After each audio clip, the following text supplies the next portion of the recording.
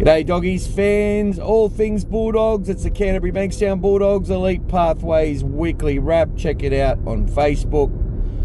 It's a bit of a short week here with only the New South Wales Cup playing. We also had the Queensland Cup, Host Plus Cup.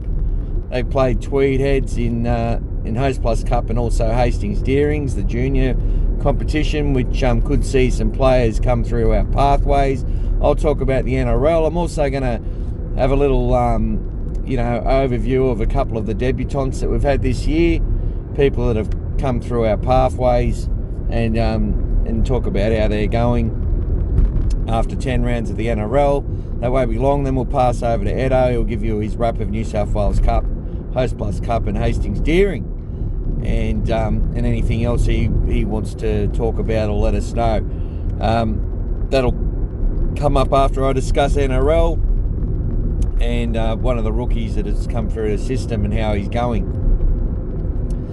Okay, so in the NRL we went down 34-30 to the Raiders, as everyone knows. Really, the coach wasn't happy. Many of the fans, look, the fans had something to cheer about with some good tries, some good enterprising play, one or two well-constructed tries, but a couple through competing and brilliance, which was fantastic. But the first set of the game sort of set the tone. Now, this was noticed across many games. You'll notice on that first set when Corey Horsburgh takes Jacob Preston for a ride. Now, Marnie was called out of the contact because apparently he was in front of the kicker, in front of the ref. So he was called offside and had to stay out, which left Preston holding onto the footy and being carried along like a baby. And then Tavita trying to get in low. Horsburgh's kept him at bay, holding his shoulder.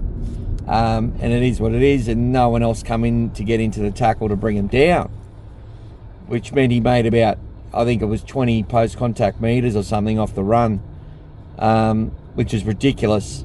But that's how it panned out. And next minute they're bombing on our try line, and our whole back edge is asleep, and it's 6 points to nil after one set of football, and it set the tone. Now, 5-day turnarounds, no one's won a game off that. I'll keep talking about that probably in many games. Look, they don't use it as an excuse, but it means it's a lot harder to win when no team's actually done it this year, in what I consider to be and I've said it before the season started, the most competitive comp we've had. Talking about the game, look, we just weren't good enough. We let in too many soft tries, just beaten to the punch, 1% down on each player, and that comes down to the turnarounds, I'm sure of it. The NRL had no reason to put us on that game. They could have put us to Saturday easily and had another team, and had no teams play a 5-day turnaround that week. We do get a lot of breaks though over the next few games. A lot of extended breaks between games, which should help our boys freshen up and get ready for the run home, because it's going to be a long run home to try and make the semis. Our player of the match was Jacob Preston, although he's carried like a baby, as I said in that first set. It wasn't his fault. He covered up the ball, and there's not much he can do. He needed someone else to come in, and Tavita couldn't get down there. He's held at bay. But he was great. He ran some great lines, scored a try there for the kick from Reynolds after some good lead-up play by Ockenbaugh, another junior from the pathways. And he's just in there tackling his heart out, not making errors or many errors, just always reliable, and every single run he does something. He usually has a tackle break on the first player, or gets a half break nearly every run, gets to his feet quick, plays the ball quick. He's just a really good kid, and has done well. Now, just a rookie watch quickly. Paul Alamoti, how's he going? Well, he's copped a lot of criticism, and you're in the NRL, that's what you got to cop it. He could have been playing a year ago. I think but COVID really stunted his development, and then a couple of injuries. He's finally in there. He's showing a lot in patches. There's one game there where he really took the bull by the horns. I think it was against Para. Even though we lost comfortably, he was magnificent with some of his runs in that game, and really tried his heart out. He's had to play on the wing a couple of times. He does all the hard runs, all the tough stuff. Obviously, he's had some misreads in defence, which have, cost some points. But we all know that is as much a team problem as an individual one. Not saying he doesn't have a lot of work to do, because he does. Question on his speed and stuff like that, but he's very powerful. As I said, he's an 18-year-old who's just turned 19, who's taken hit up 2, hit up 3 out of yardage, and it's no place for the faint-hearted, and the kid does a really tough job. He's one of our juniors. He's had a lot of hype, and it's going to be hard for him to live up to that hype, especially under these situations, but I think he's done a fair job. And he's only going to get better. He's played 10 NRL games. We should be proud of the pathways for bringing this kid through and getting him ready to be NRL level. Some are saying he's not. I think that's a little bit jumping the gun. Big fan of the kid and what he's achieved so far. The game against the Dragons, he really nullified Moses Sewley in the attacking raids. Some great leg tackles, jumping out of the line, and got his timing right. The timing wasn't there against the Raiders, and he probably missed 4 tackles or something, which was it was obviously a target in defence, and they executed that well. So he'll have to go back to the drawing board. He'll have another opportunity this week. The Fox will be back on his outside, which will be good for him, I believe. But you'd expect the Fox is going to need a little bit of time as well, coming back from that injury, but he's raring to go, wants to play Origin. We're going to see a lot of effort out of the Fox, and I think that'll be mirrored by young Paul Alamoti, who I expect will have a blinder against the Warriors. I think he's got 4 try assists as well, so he can get the ball out to the Fox, which was always a concern. So he's not a bad player at all, young Paul Alamoti, and I think he's got a bright future, and hopefully he can live up to the hype for him. So hand over to Eddo now. He's just going to go through the New South Wales Cup. He's going to talk a bit about the Ron Massey and just what's happening with the juniors over the next few weeks as we get some players back. And he's got a player review to go over as well. One of the up-and-comers who's having some success in New South Wales Cup and could be getting his debut very shortly. Go ahead, Eddo. Thanks, Michael. Or should I say... Mickey Serralda, with all these predictions you're coming out with. Mickey C. I noticed even the Dogfather's getting compared to Marcellus Wallace on Pulp Fiction. Anyway, this is Eddo from Elite Pathways Facebook page, and this is this week's weekly wrap. There's not too much to wrap up this week. It was only New South Wales Cup on the weekend in the lower grades, in New South Wales anyway. And they had a 14-all draw with the Raiders, part of Magic Round at Blacktown. Unfortunately, a late try to Corey Harawira-Naira and a goal levelled it up in the last minute. So they'll play the Warriors at Belmore on Saturday, and that'll also be part of a double-header with Jersey Flegg taking on the Storm. They had a bye on the weekend. Ron Massey Cup and Sydney Shield both played Penrith Brothers this weekend at Hammondville.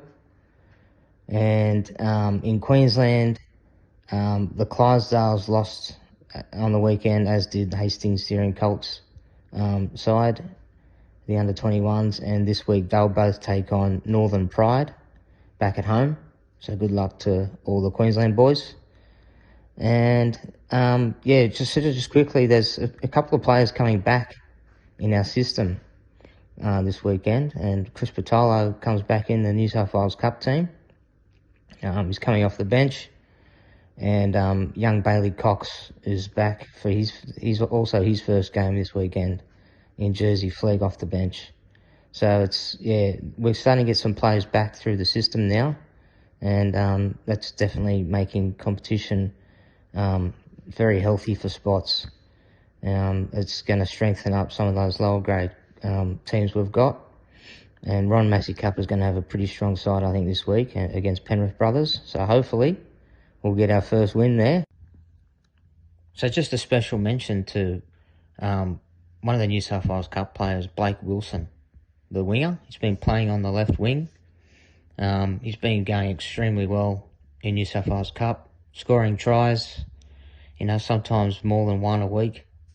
And that was evidenced by getting a call up to the NRL bench last week on the extended bench, and he almost got an NRL spot.